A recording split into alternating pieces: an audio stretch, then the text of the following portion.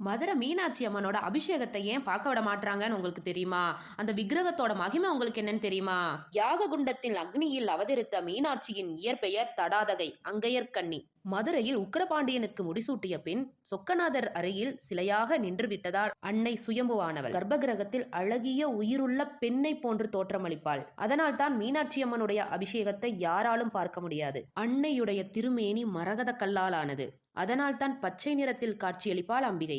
அன்னையினுடைய வலது கால் சற்று முன்னோக்கி இருக்கும். ஏனென்றால் தன்னுடைய பக்தர்கள் அழைப்பிற்கு ஓடோடி வருவதற்காக. பச்சை நிற மேனியை உடைய மீனாட்சி கையில் பச்சை நிற கிளியை ஏந்தி இருப்பாள். மற்ற கோவில்களில் உள்ள தெய்வங்கள் அர்த்தஜாம பூஜை முடிந்து, பள்ளியறை பூஜை முடிந்து அனைத்து தெய்வங்களும் உறங்கச் செல்வதாக ஐதீகம். மீனாட்சி அம்மன் கோவிலிலும் அர்த்தஜாம பூஜையும் உண்டு, பள்ளியறை பூஜையும் உண்டு. ஆனால் மீனாட்சி உறங்குவதே இல்லை. காரணம், அள்ளும் பகலும் மாந்தர் குலத்தை ரட்சிக்கக்கூடிய ஒரே தெய்வம் மீனாட்சி.